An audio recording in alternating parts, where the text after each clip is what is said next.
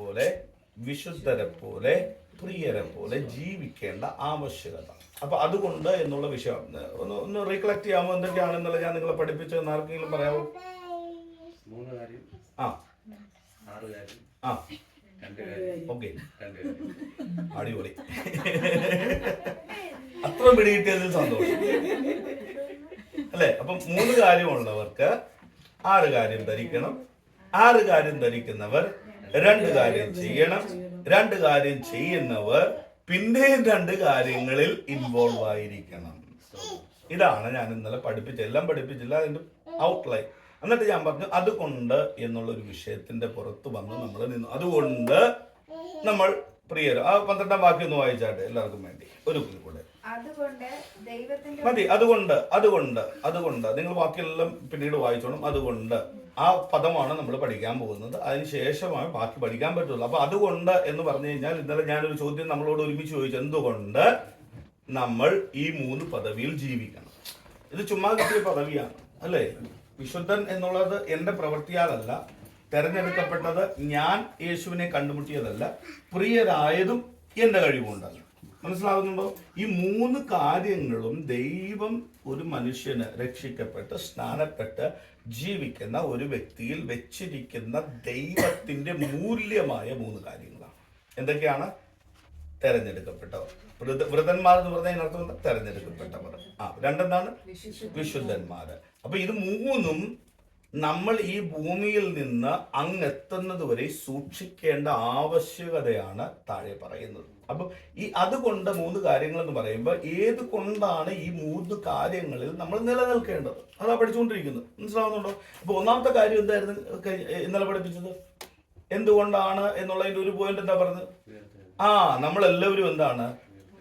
ഉയർത്തെഴുന്നേറ്റവരാണ്. അപ്പൊ ഉയർത്തെഴുന്നേറ്റെന്ന് പറയുമ്പോൾ തന്നെ സന്തോഷം ഉണ്ടാകണം. കാരണം നമ്മുടെ മരണം മാറിയെന്നേ, നമ്മുടെ നാശം മാറിയെന്ന്, നമ്മുടെ ശാപം മാറിയെന്ന്, നമ്മുടെ കെട്ട് പൊട്ടിയെന്ന്, പിശാച് നമ്മളെ ഇനി ഒരിക്കലും ബന്ധിക്കാത്ത അവസ്ഥയിൽ നിന്ന് യേശു തന്റെ ജീവൻ കൊടുത്ത് പിതാവായ ദൈവം നമ്മളെ എന്ത് ചെയ്തു? ഉയർപ്പിച്ചു. അതാ ദൈവ മക്കളുടെ സന്തോഷം. അതുകൊണ്ട് നമ്മൾ തിരഞ്ഞെടുക്കപ്പെട്ടവരെ പോലെ ജീവിക്കണം. അപ്പൊ എന്നിട്ട് ഞാൻ പിന്നെ പറഞ്ഞു, ഇങ്ങനെ നമ്മൾ ഉയർത്തെഴുന്നേറ്റത് കൊണ്ട് നമ്മൾ മരണത്തിലല്ല ജീവനിൽ നടക്കണം. അടുത്ത ഒന്നുകൂടെ പറഞ്ഞു, ഇങ്ങനെ നമ്മൾ ഉയർത്തെഴുന്നേറ്റത് കൊണ്ട് നമ്മളെ അടക്കിയ സ്ഥലത്ത് ജീവിക്കാതെ അവിടെ നിന്ന് ഉയർത്ത ക്രിസ്തുവിൽ ജീവിക്കണം എന്നുള്ള തത്വത്തിൽ വന്നാണ് നമ്മൾ ഇന്നലെ നിർത്തുവാനിടയായത് അല്ലെ? യേശുവിൽ ജീവിക്കുക. നമ്മൾക്ക് ആരെപ്പോലെ ആകണമെന്ന് ഒരു പാസ്റ്റർ ആയിക്കോട്ടെ, ഒരു വിശ്വാസി ആയിക്കോട്ടെ, അവരോട് ചോദിച്ചാൽ അവരുടെ ഏക ഉത്തരം ഒന്നായിരിക്കണം. എന്തായിരിക്കണം? എനിക്ക് യേശുവിനെ പോലെ ആകണം. നമ്മൾ പാട്ട് പാടാറുണ്ടല്ലേ, യേശുവെ പോലെ അങ്ങനെ പാടാറുണ്ട്, പക്ഷെ ശ്രമിക്കാറില്ല. അതാ വിഷയം. നമുക്ക് പാടാൻ ഭയങ്കര ഇഷ്ടമാണ്, നമ്മൾ അന്യഭാഷ വരെ പറഞ്ഞു കളയും വേണമെങ്കിൽ, പക്ഷെ ജീവിതം മാറാൻ നമ്മൾ സമ്മതിക്കരുത്. അതെന്താണെന്നറിയാവോ? പിശാചിനും ഇഷ്ടമല്ല. യേശുവിനെ പോലെ ആകാതിരിക്കാൻ പിശാച് പല കാര്യങ്ങളും നമ്മുടെ ജീവിതത്തിൽ കൊണ്ടുവന്നിടും. നമുക്ക് യേശുവിനേക്കാളും വലുതായിട്ടുള്ള കുറെ കാര്യങ്ങൾ കൊണ്ടുവരും. ചില കാര്യങ്ങൾ നമ്മുടെ പിണക്കം വെച്ചുകൊണ്ടിരിക്കാനുള്ള കാര്യങ്ങൾ, ഇതെല്ലാം ഉണ്ട്. ഇതെല്ലാം കൊണ്ടുവരുന്ന കാര്യം എന്താ? നമ്മൾ ഒരിക്കലും ആരെ പോലെ ആകരുത്. പറഞ്ഞാട്ടെ, ആരെ പോലെ ആകരുത്. പക്ഷെ യേശു അങ്ങനെ നമ്മളെ ചുമ്മാ വിട്ടില്ല. രക്ഷിക്കപ്പെട്ട് സ്നാനപ്പെട്ടതിന് ശേഷം യേശു എന്താ പറഞ്ഞത്? ഞാൻ എൻ്റെ ആത്മാവിനെ നിങ്ങളോട് കൂടെ വെച്ചിരിക്കുക. എന്തിനു വേണ്ടിയാ യേശു തന്റെ ആത്മാവിനെ നമ്മളോടുകൂടെ വെച്ചത്? അന്യഭാഷ പറഞ്ഞു നടക്കാൻ മാത്രമാണോ? പ്രവചനം പറയാൻ മാത്രമാണോ പരിശുദ്ധാത്മാവിനെ തന്നത്? ഇവിടെയാ പ്രശ്നം. പെന്തിക്കോസ്തുകാരുടെ ഇടയിൽ പരിശുദ്ധാത്മാവ് വന്നെന്ന് പറയുമ്പോൾ ഇല്ലാണ്ട് സോഷ്യലി ലോകം പിടിച്ച പോലെ ഇങ്ങനെ കിടന്ന് വിറക്കുന്ന പരിപാടിയാണെന്നാ പറഞ്ഞത്. ചേട്ടാ, അതൊക്കെ നല്ല കാര്യമാണ്, അതൊക്കെ ഒന്നും തെറ്റാണെന്ന് ഞാൻ പറയുന്നില്ല. പക്ഷേ പരിശുദ്ധാത്മാവിനെ ദൈവം നമുക്ക് തന്നതിന്റെ പ്രധാന ഉദ്ദേശം വേറെ ഒന്നുമല്ല. യേശുവിനെ കുറിച്ച് നന്നായിട്ട് A to Z അറിയാവുന്ന പരിശുദ്ധാത്മാവിന്റെ ജോലി എന്നെയും നിങ്ങളെയും യേശുവിനെ പോലെയാക്കി എടുക്കുക എന്നുള്ളതാണ്. മനസ്സിലാവുന്നുണ്ടോ? പരിശുദ്ധാത്മാവ് എന്നിലുണ്ട് എന്ന് പറഞ്ഞാൽ അതിനർത്ഥം I am straining and I am becoming like whom? Jesus. യേശുവിനെ പോലെ ഓരോ ദിവസവും ഞാൻ ആയിത്തീർന്നുകൊണ്ടിരിക്കുക. ഇപ്പൊ നമ്മളൊരു ഞങ്ങളുടെ ചർച്ചിലൊരു പയ്യൻ എന്നോട് ചോദിച്ചു, യേശുവിനെ പോലെ എങ്ങനെ സഹിക്കാൻ സാധിക്കും? ഞാൻ പറഞ്ഞ പരിശുദ്ധാത്മാവുണ്ടെങ്കിൽ എനിക്ക് പറ്റത്തില്ല. മനസ്സിലാവുന്നുണ്ട്. അതുകൊണ്ട് യേശു പറഞ്ഞത്, ഈ ഡിഗ്രി എല്ലാം കഴിഞ്ഞതിന് ശേഷം 3.5 വർഷത്ത് യേശുവിന്റെ കൂടെ അല്ലെ ശിഷ്യന്മാര് ഇങ്ങനെ യേശു പറഞ്ഞ കാര്യങ്ങളും പഠിപ്പിക്കലും എല്ലാം കേട്ടുകൊണ്ട് അടുത്ത സമയത്ത് യേശു ഇനി ഞങ്ങൾ ഈ ലോകത്തെ കീഴ്മേൽ മറിക്കാൻ ചാടി പോകാനിരിക്കുക എന്ന് പറയുമ്പോൾ യേശു പറഞ്ഞു, വെയിറ്റ് എ മിനിറ്റ്, പോകാൻ വരട്ടെ. എന്ത് ചെയ്യണം? യെരുശലേമില് അങ്ങനെയല്ലേ പറഞ്ഞത്, എങ്ങും പോകാതെ ഇവിടെ കൂടണമെന്ന് പറഞ്ഞത്. യെരുശലേമിൽ കൂടി ഇരുന്നിട്ട് എന്തിനാ അന്യഭാഷ പറഞ്ഞ് ആരാധിക്കണമെന്നാണ് പറഞ്ഞത്? കൂടി ഇരുന്ന് പ്രാർത്ഥിക്കണമെന്നാണ് പറഞ്ഞത്? അല്ല, കാത്തിരിക്കണം. എന്തിനു വേണ്ടി? ആത്മാവ് നിങ്ങളുടെ മേൽ വരുമ്പോൾ ശക്തി ലഭിച്ചിട്ട്.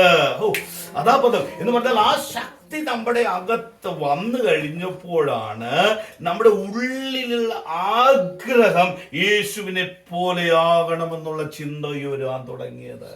അപ്പൊ നമുക്ക് യേശുവിന്റെ സ്വഭാവമുള്ളവരായി ഭൂമിയിൽ ജീവിക്കുക എന്നുള്ളതാണ് ഉയർപ്പിച്ചതിന്റെ ലക്ഷ്യം. വേറെ ആരുമല്ല. അങ്ങനെയല്ല ഞാൻ എന്താ പഠിപ്പിച്ചത്?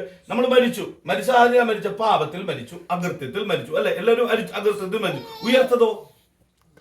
ക്രിസ്തുവിനോട് കൂടെ പിതാവ്, അങ്ങനെയല്ലേ പറഞ്ഞത്?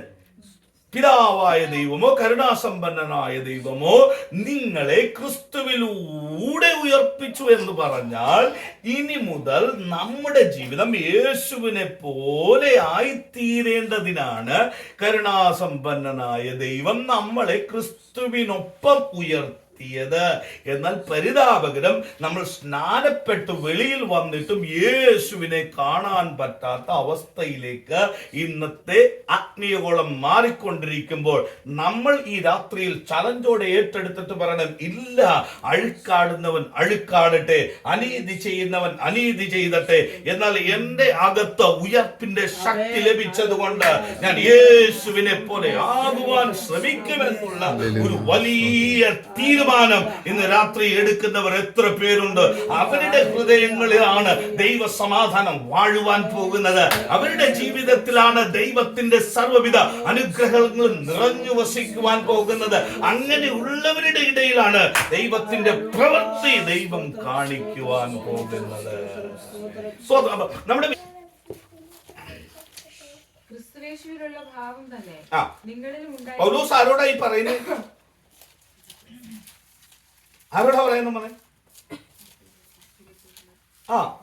ഒന്നോട് പറഞ്ഞു, നമ്മളോട് പറയുന്ന കാര്യമാണെന്ന് ഏറ്റെടുക്കുക. ഓക്കെ, ഫിലിപ്പിയ സഭ നമുക്ക് അല്പസമയം മാറ്റി വെക്കാം. ഫിലിപ്പിയ സഭയോട് മാറ്റി വെച്ചിട്ട് ഇന്ന് നമ്മുടെ വർക്കിംഗ് ടണ്ണിലെ ക്രൈസ്റ്റ് സെന്റർ അല്ലേ, ക്രൈസ്റ്റ് സെന്ററിലായിരിക്കുന്ന ഇപ്പൊ ഞാനും നിങ്ങളുടെ കൂട്ടത്തിൽപ്പെട്ടവനാണ്. അപ്പൊ നമ്മളോട് പറയുന്ന രീതിയിൽ വായിച്ചേ. വായിക്കും. ക്രിസ്തുയേശുവിലുള്ള ഭാവം തന്നെ. ആരോടാ പറയുന്നേ? എന്നോട്. പറഞ്ഞാണ്ട് എന്നോട്. അപ്പൊ എന്തുകൊണ്ടായിരിക്കണം പൗലോസ് ദൈവസഭയോട് ആ ഭാവം വേണമെന്ന് പറയുന്നത്? ഹലോ, അല്ലേ? ചുമ്മാ പറയത്തില്ല.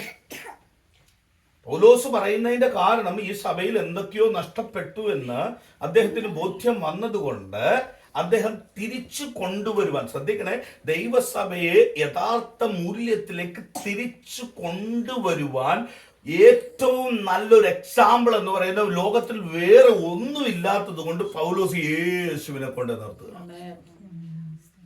മനസ്സിലാകുന്നുണ്ടോ? എന്ന് പറഞ്ഞാൽ ദൈവസഭയ്ക്ക് തത്തുല്യമായ ഒരു ഉദാഹരണം ലോകത്തിൽ ഒരു വ്യക്തിയുമില്ല, യേശു മാത്രമേ. അതാ യേശുവിന്റെ മുഖ്യധാര.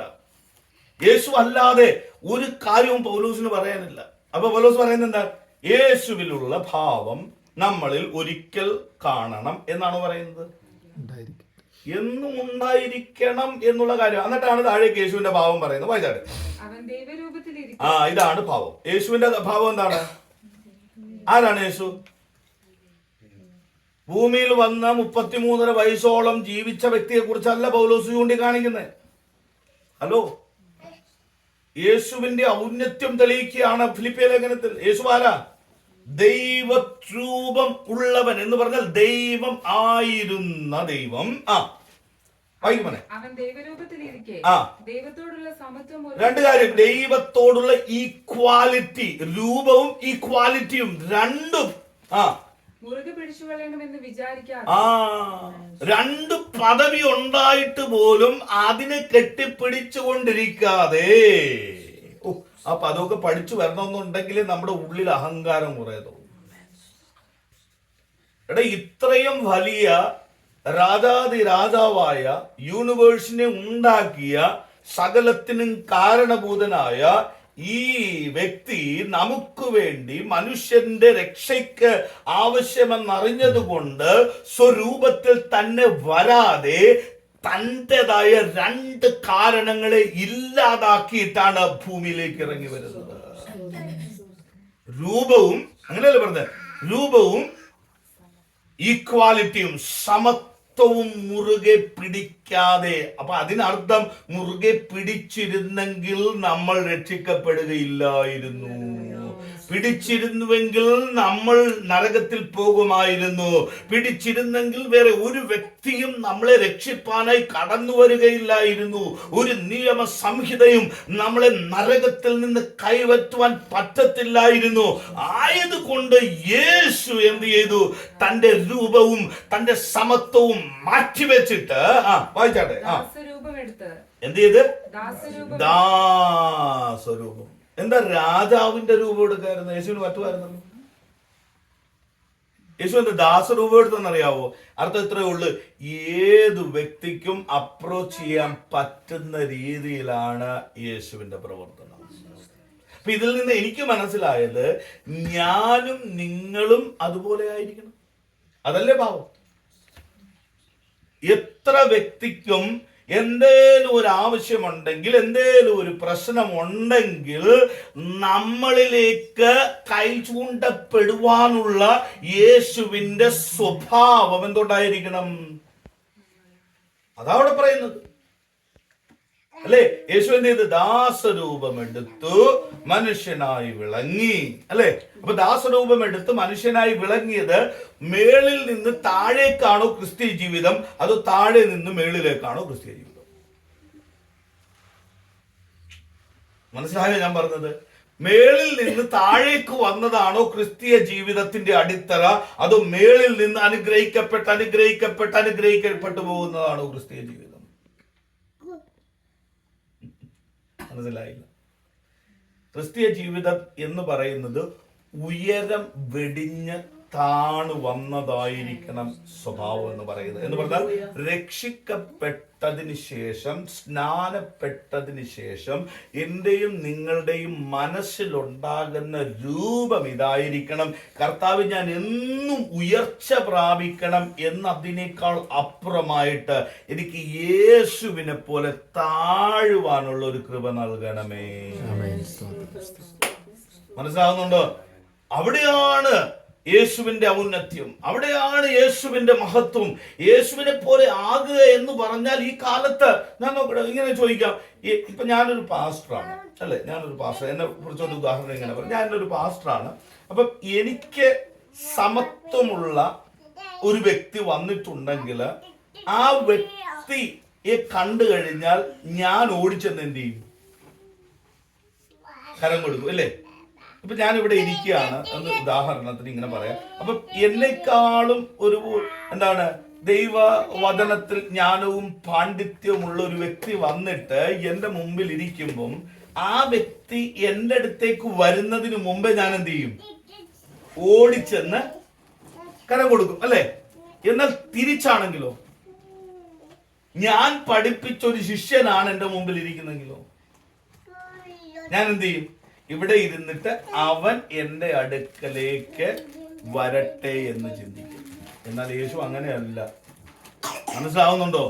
യേശു നശിച്ചിരുന്ന, ശാപത്തിലിരുന്ന, ബന്ധനത്തിലിരുന്ന, ഒരിക്കലും നന്മയില്ലാതിരുന്ന, ശാപഗ്രസ്തരായിരുന്ന, നികൃഷ്ടരായിരുന്ന എനിക്കും നിങ്ങൾക്കും വേണ്ടി സ്വർലോകം വിട്ട് താഴെ ഇറങ്ങി വന്നെങ്കിൽ ദൈവമക്കളാകുന്ന നാം ഒരു കാര്യം തിരിച്ചറിയണം. ഈ യേശുവിനെ അകത്തു സ്വീകരിച്ച, ഈ യേശുവിനോടൊപ്പം ഉയർത്തെഴുന്നേറ്റ നമ്മളിലും ഈ സ്വഭാവം ഉണ്ടാകണം. അതാണ് ക്രിസ്തീയ ജീവിതം. മനസ്സിലാവുന്നുണ്ടോ? അപ്പം ഈ ഒരു സ്വഭാവം നമ്മളിൽ ഇല്ലെങ്കിൽ, അപ്പോൾ പറയും എങ്ങനെയെല്ലാം എല്ലാ മേഖലകളിലും നമ്മൾക്ക് ഈ സ്വഭാവം കണ്ടിരിക്കണം. അതുകൊണ്ടാണ് പൗലോസ് ഫിലിപ്പിയ ലേഖനത്തിൽ എഴുതുമ്പോൾ, മറ്റുള്ള ലേഖനത്തിൽ നമ്മൾ മറ്റുള്ളവരെ നമ്മേക്കാൾ അപ്പൊ അതിനർത്ഥം എന്താണ്? എന്നെക്കാളും എല്ലാവരും ശ്രേഷ്ഠരാണ് എന്നുള്ള ബോധം എന്നെ എപ്പോഴാ ഭരിക്കുന്നത്? യേശുവിന്റെ ഭാവം ഉള്ളപ്പോ. യേശുവിന്റെ ഭാവം ഇല്ല എന്നുണ്ടെങ്കിൽ ഞാൻ ഇഷ്ടപ്പെടുന്ന ആൾക്കാരെ മാത്രം പൊക്കി പിടിച്ചുകൊണ്ടിരിക്കും. അങ്ങനെയല്ലേ ഇന്ന് നടന്നുകൊണ്ടിരിക്കുന്നത്? എന്നാൽ നമുക്ക് അങ്ങനെ പാടില്ല. കാരണം എന്താണ്? നമ്മൾ ഉയർത്തെഴുന്നേറ്റവരായ ഇങ്ങനെയുള്ള ഗ്രൂപ്പിന് ആർക്കും പൊങ്ങച്ചത്തിൽ ജീവിപ്പാൻ ബൈബിൾ അനുവദിക്കുന്നില്ലേ? അങ്ങനെയാണെങ്കിൽ നമ്മുടെ ജീവിതം യേശുവിനെ പോലെ ഉയരത്തിൽ നിന്ന് എന്ന് പറഞ്ഞാൽ യേശു ഇറങ്ങി വന്നത് തന്റെ ഉയർച്ചയ്ക്ക് വേണ്ടിയല്ല, നമ്മളെ ഉയർത്തുവാൻ വേണ്ടിയാണ്. അടുത്ത പോയിന്റ് ഇങ്ങനെ വേണ പറയാം, യേശുവിന്റെ ഭാവം ഉണ്ടെങ്കിൽ ഞാൻ എൻ്റെ തലയെ താഴ്ത്തിയിട്ട് എൻ്റെ മുതുക് മറ്റുള്ളവരുടെ ഉയർച്ചയ്ക്ക് വേണ്ടി വെക്കുന്നതാണ് താഴ്മ. ഹലോ, ഒന്നുകൂടെ ഇങ്ങനെ പറയാം, എന്റെ ചുമര് മറ്റുള്ളവരുടെ ഉയർച്ചയ്ക്ക് വേണ്ടി എപ്പോൾ ഞാൻ താഴ്ത്തി കൊടുക്കുന്നുവോ അവിടെയാണ് യേശുവിന്റെ ഭാവം എന്നിൽ തെളിയുന്നത്. അവിടെയാണ് ഞാൻ ഉയർത്തെഴുന്നേറ്റപ്പെട്ടവനാണ് എന്ന് ഞാൻ തന്നെ വിശ്വസിച്ചു പോകുന്നു. ഹല്ലേലൂയ. അതല്ലേ യേശു ചെയ്തത്? യേശുവിൽ ചവിട്ടിയല്ലേ നമ്മൾ പിതാവായ ദൈവത്തിന്റെ അടുത്തേക്ക് എത്തിയത്? യേശു തന്റെ തല താഴ്ത്തിയത് കൊണ്ടല്ലേ നമുക്ക് അബ്ബാ പിതാവ് എന്ന് വിളിക്കുവാൻ സാധിച്ചത്? യേശു തന്റെ ചുമല് നമുക്ക് വേണ്ടി തന്നത് കൊണ്ടല്ലേ? ആ ക്രൂശ് യേശു എടുത്തത് കൊണ്ടല്ലേ? ആ ക്രൂശിൽ ചവിട്ടി നിന്നുകൊണ്ട് നമ്മൾ പറഞ്ഞത്, കർത്താവേ അങ്ങയുടെ മക്കളാകുവാൻ എനിക്ക് അധികാരം തന്നു. ഈ ഒരു ഭാഗ്യം ദൈവം നമുക്ക് തന്നെങ്കിൽ, യേശു നമുക്ക് തന്നെങ്കിൽ, നശിച്ചുകൊണ്ടിരിക്കുന്ന, പ്രലോഭനത്തിൽ പെട്ടുകൊണ്ടിരിക്കുന്ന അനേകായിരങ്ങൾക്ക് മുമ്പിൽ നമുക്ക് നമ്മുടെ ചുമല് താഴ്ത്തി വെച്ചിട്ട് പറയാം, എന്നെ ചവിട്ടുന്ന യേശുവിനെ കാണ്. ഇതാണ് ദൈവമക്കളുടെ യാഥാർത്ഥ്യം എന്നറിയുന്നത്. ഇതായിരിക്കണം ദൈവമക്കളുടെ സ്വഭാവ ഗുണങ്ങൾ. അതിനേക്കാൾ കുറഞ്ഞതൊന്നും നമ്മൾക്ക് ജീവിതത്തിൽ ഉണ്ടാവരുത്. ഉണ്ട് എങ്കിൽ ഇന്ന് രാത്രി തിരുത്തണം. നമുക്ക് അഹങ്കാരം പാടില്ല. നമ്മുടെ ജീവിതത്തിൽ യേശുവിനെ പോലെയുള്ള ഒരു ഭാവമില്ല എങ്കിൽ, മനോഭാവമില്ല എങ്കിൽ നമ്മുടെ ഉയർച്ച കൊണ്ട് അർത്ഥമല്ല എന്നാണ് തിരുവചനം വ്യക്തമാക്കുന്നത്. അടുത്തത് താഴെ വായിച്ചാട്ടെ പെട്ടെന്ന്. മനുഷ്യ സാദൃശ്യത്തിലായി തന്നെത്താൻ ഒഴിച്ച് വേഷത്തിൽ മനുഷ്യനായി വിളങ്ങി തന്നെത്താൻ താഴ്ത്തി. ഈ കട തന്നെത്താൻ താഴ്ത്തി. അടുത്ത പദം എനിക്ക് ഭയങ്കര ഇഷ്ടമാണ്. മരണത്തോളം ക്രൂശിലെ മരണത്തോളം തന്നെ അനുസരണമുള്ളതായി തീർന്നു. അടുത്ത എന്താണ് യേശുവിന്റെ സ്വഭാവം? മരിക്കുമെന്നാണ്. ആ അനുസരണം ഒന്ന് ശ്രദ്ധിച്ചേ. എങ്ങനെയാ?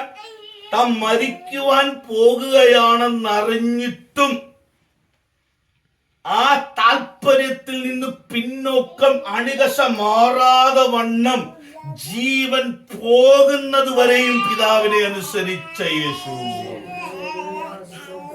ഞാൻ നമ്മളോടായി ഒരു ചോദ്യം ചോദിക്കട്ടെ. രക്ഷിക്കപ്പെട്ടിട്ട് ഇത്ര നാളായി, സ്നാനപ്പെട്ടിട്ട് ഇത്ര നാളായി, നമ്മൾ ദൈവത്തെ എത്രമാത്രം അനുസരിക്കുന്നുണ്ട്?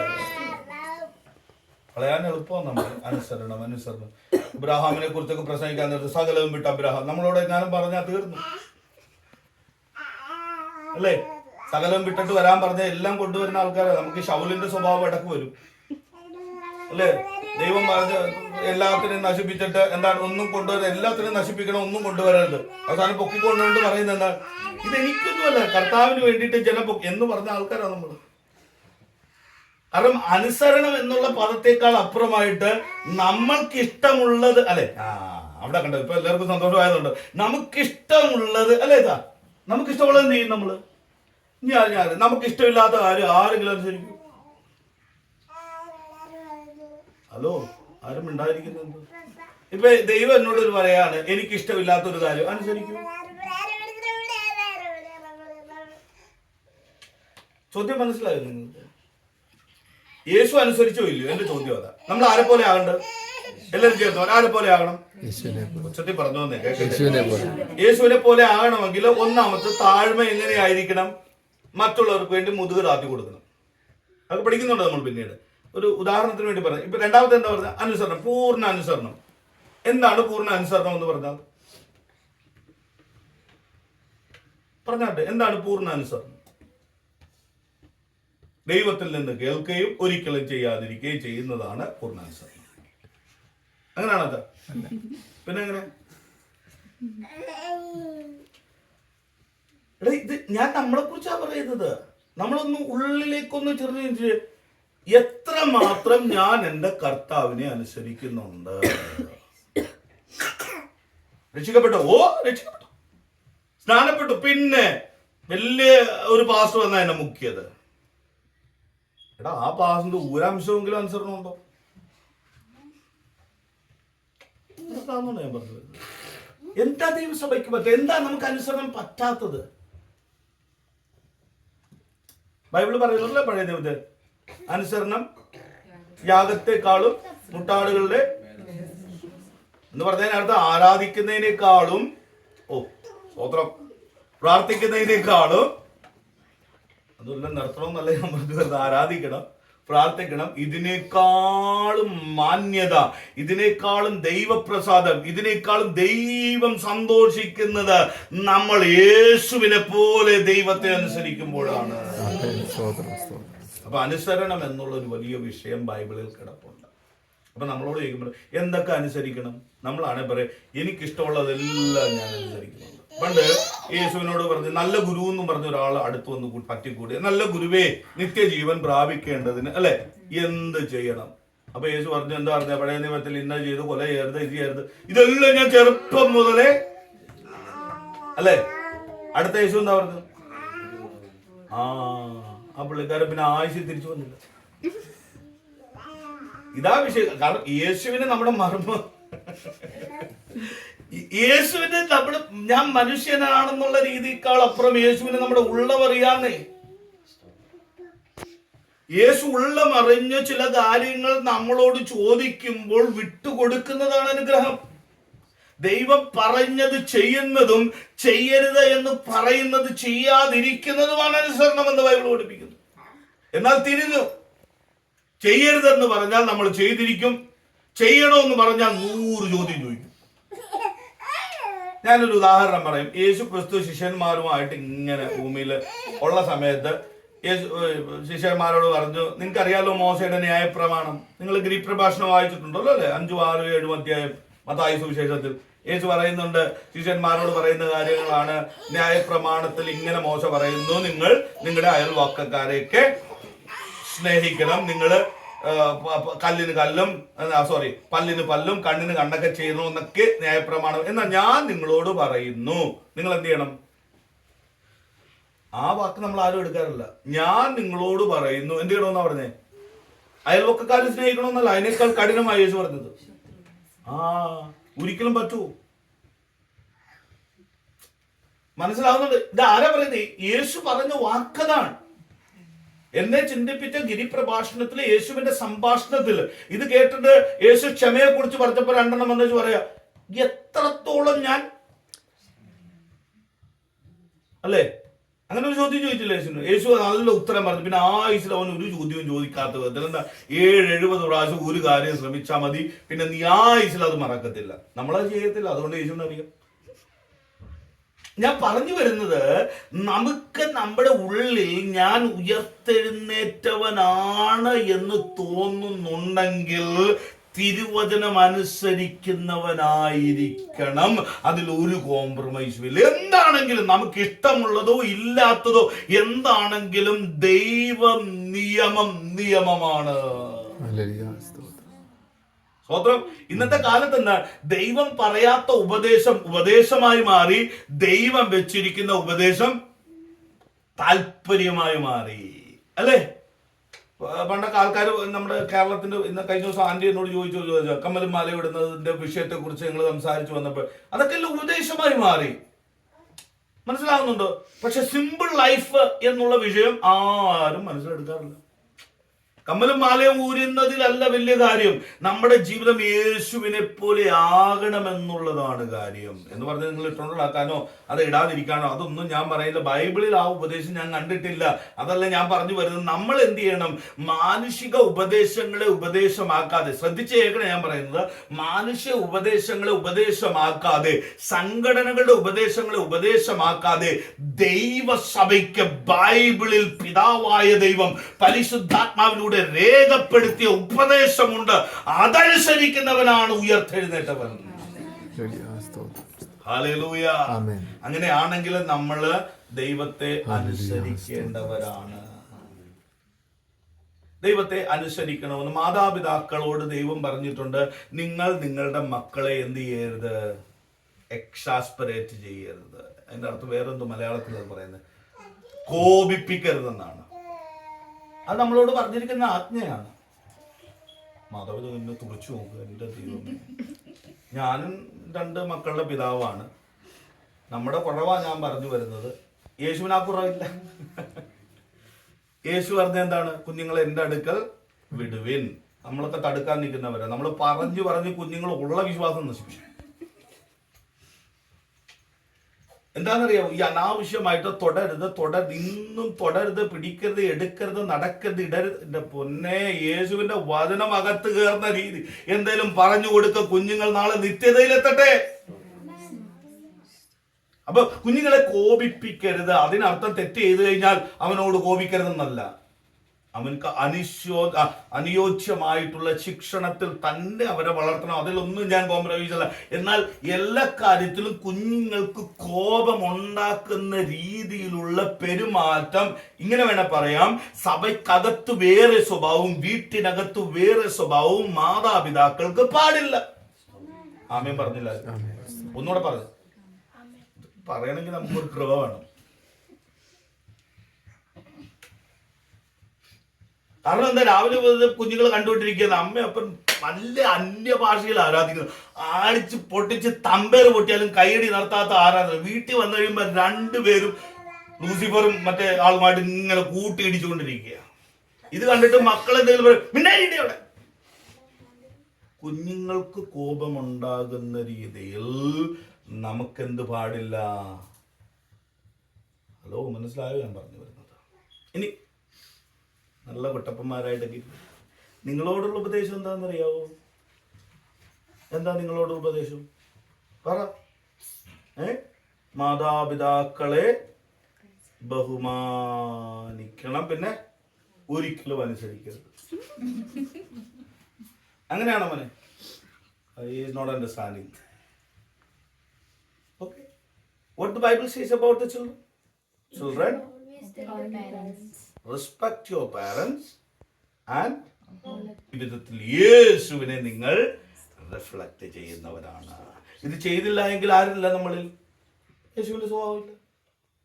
മനസ്സിലാവുന്നുണ്ട് ഞാൻ പറഞ്ഞത്? ഇനി പേരൻസ് ആണ് നമ്മളോട്. നമ്മുടെ കല്യാണം കഴിഞ്ഞതിന് ശേഷവും നമ്മുടെ പാരൻസ് ഉണ്ട്. അവരെന്ത് ചെയ്യണം? നമ്മൾ കല്യാണം കഴിഞ്ഞാൽ അടുത്ത ദിവസം കൊണ്ട് മാതാവിനും പിതാവിനും എവിടെ ആക്കണം?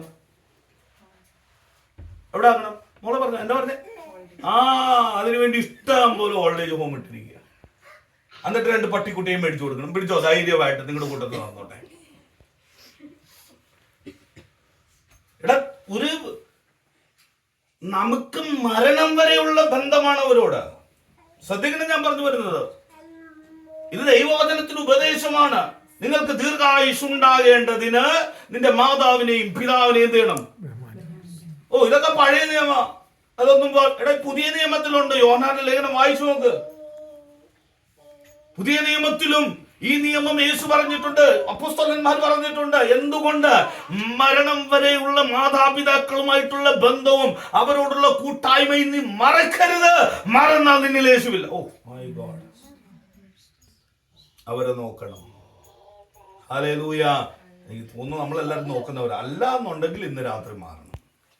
ഹല്ലേലൂയ. അതുകൊണ്ട് അടുത്തെന്താണ്? യേശു പഠിപ്പിച്ച കുറെ കാര്യങ്ങളുണ്ടല്ലോ. ഇനി നിങ്ങളുടെ അഭിപ്രായത്തിൽ എന്താണ് നമ്മൾ അനുസരിക്കാതിരിക്കുന്നത്? അതെ, ആരും വേണ്ടെങ്കിൽ എടാ, നമ്മൾ തന്നെ ആലോചിച്ചാൽ മതി. നമ്മൾ അനുസരിക്കാതിരിക്കുന്ന ഒത്തിരി കാര്യങ്ങളില്ലേ? അതുമെല്ലാം അനുസരിക്കാറുണ്ടോ? ഈ ബൈബിളില് ഇപ്പം ഈ ഇതിനകത്തെ നമ്മുടെ ഈ ഡിബേറ്റുകാരൊക്കെ പറയുന്ന ഒരു തത്വമുണ്ട്. ശ്രദ്ധിച്ചു കേൾക്കണേ. ഈ എന്തുവാണ് ഇപ്പൊ നടന്നുകൊണ്ടിരിക്കുന്ന കാര്യമാണ്. പഴയ നിയമത്തിലുള്ള ഉപദേശങ്ങളൊന്നും നമ്മൾ എന്ത് ചെയ്യണ്ട, അല്ലെ, പാലിക്കണ്ട.